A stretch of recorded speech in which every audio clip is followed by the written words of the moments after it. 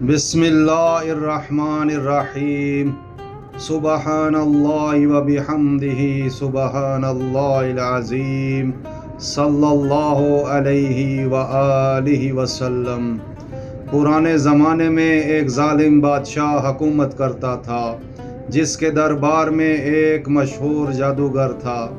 جب وہ جادوگر بوڑھا ہوا اور اس کی موت قریب آئی تو اس نے بادشاہ سے کہا، مجھے ایک ذہین لڑکا دو تاکہ میں اسے جادو سکھا سکوں، تاکہ میرے بعد بادشاہ کی خدمت کرتا رہے۔ بادشاہ نے ایک ہوشیار لڑکا منتخب کیا جو روزانہ جادوگر کے پاس جایا کرتا، لیکن راستے میں ایک نیک راہب کی عبادت گاہ تھی۔ وہ راہب اللہ کی عبادت میں مشغول رہتا اور دین کی باتیں کرتا۔ لڑکا کئی دن تک اس کے قریب بیٹھ کر اسے سنتا رہا۔ رفتہ رفتہ اس کا دل اللہ کے ذکر اور سچائی کی طرف مائل ہوتا گیا۔ وہ دن کے وقت جادوگر سے جادو سیکھتا اور خفیہ طور پر راہب سے دین اسلام کے بنیادی اصول بھی سیکھتا۔ چونکہ وہ دونوں جگہ دیر سے پہنچتا، اس لیے جادوگر اور اس کے گھر والے اس پر ناراض ہوتے اور اسے مارتے۔ ایک دن اس نے راہب سے شکایت کی تو راہب نے کہا، جادوگر کو کہنا گھر والوں نے روکا اور گھر والوں کو کہنا جادوگر نے روک لیا۔ یوں وہ تعلیم حاصل کرتا رہا اور دین کی روشنی اس کے دل میں اترتی گئی۔ ایک دن کے واقعے نے اس کی زندگی بدل دی۔ راستے میں ایک بڑا زہریلا سانپ آ گیا جس نے پورے راستے کو بند کر دیا۔ لوگ ادھر ادھر پریشان کھڑے تھے، کسی میں ہمت نہ تھی کہ آگے بڑھے۔ لڑکے نے دل میں سوچا کہ آج معلوم ہو جائے گا کہ سچا علم راہب کا ہے یا جادوگر کا۔ اس نے ایک پتھر اٹھایا اور آسمان کی طرف دیکھ کر کہا، اے اللہ، اگر تیرے نزدیک راہب کا دین زیادہ سچا اور محبوب ہے تو اس پتھر سے اس سانپ کو ہلاک کر دے۔ اور جیسے ہی اس نے پتھر پھینکا، سانپ مر گیا اور راستہ کھل گیا۔ لوگوں نے حیرانی سے دیکھا اور لڑکا راہب کے پاس دوڑا گیا۔ راہب نے کہا، اے میرے بیٹے، آج تو مجھ سے بھی افضل ہو گیا ہے۔ اب سن لو، تم پر آزمائش ضرور آئے گی۔ اگر گرفتار ہو جاؤ تو میرا نام ظاہر نہ کرنا۔ اب لوگوں کو معلوم ہونے لگا کہ یہ لڑکا دعاؤں سے شفا دیتا ہے۔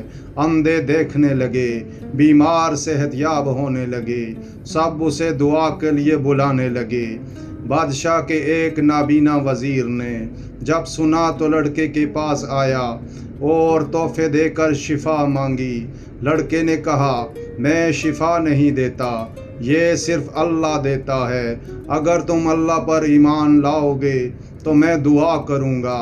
وزیر ایمان لایا اور اللہ نے اسے بینائی عطا کر دی۔ جب وہ بادشاہ کے دربار میں پہنچا تو بادشاہ حیران ہوا اور پوچھا، تجھے بینائی کس نے دی؟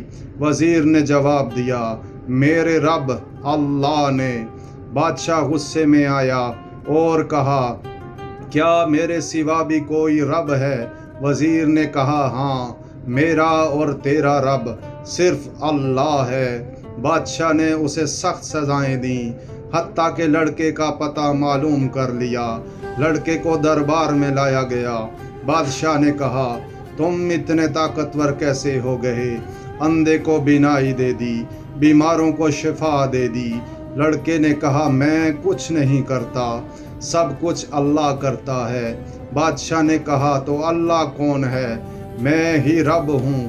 لڑکے نے کہا، ہرگز نہیں، میرا رب اور تیرا رب صرف اللہ ہے۔ اب اس پر سخت سزاؤں کا سلسلہ شروع ہوا۔ راہب کو بلایا گیا اور جب اس نے دین سے ہٹنے سے انکار کیا تو آرے سے اس کا جسم 2 ٹکڑے کر دیا گیا۔ پھر وزیر کو شہید کر دیا گیا۔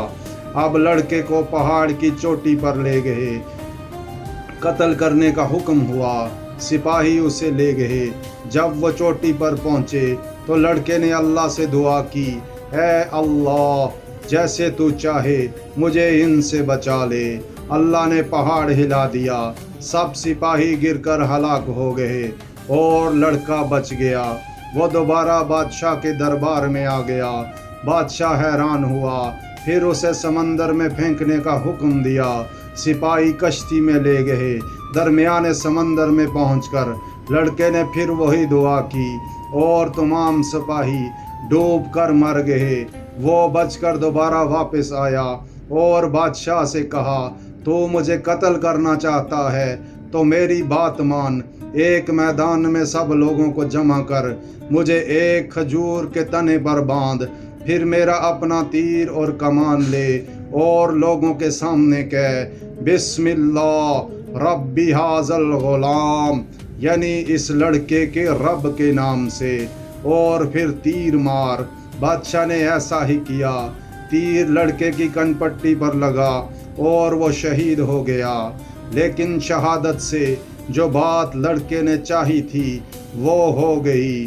لوگوں نے بلند آواز میں کہا، ہم اس لڑکے کے رب پر ایمان لائے۔ پورا شہر مسلمان ہو گیا۔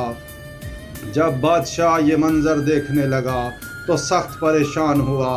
اس نے حکم دیا کہ خندقیں کھود دو، ان میں آگ بھرو، اور جو بھی اسلام پر قائم رہے اسے اس میں ڈال دو۔ لوگ ایمان پر جمے رہے اور آگ میں کودنے لگے۔ آخر میں ایک عورت آئی جس کی گود میں دودھ پیتا بچہ تھا۔ وہ رکی تو اللہ نے اس بچے کو بولنے کی طاقت دی۔ اس نے کہا، اماں صبر کرو، تم حق پر ہو، اور وہ بھی اللہ کی راہ میں جان دے کر جنت کی حقدار بن گئی۔ یہ ایمان، صبر، قربانی اور توحید کی وہ لازوال داستان ہے جسے قرآن نے اصحاب الحدور کہہ کر ہمیشہ کے لیے محفوظ کر دیا، اور جو قیامت تک اہل ایمان کے دلوں کو قوت دیتی رہے گی۔ جزاک اللہ خیر۔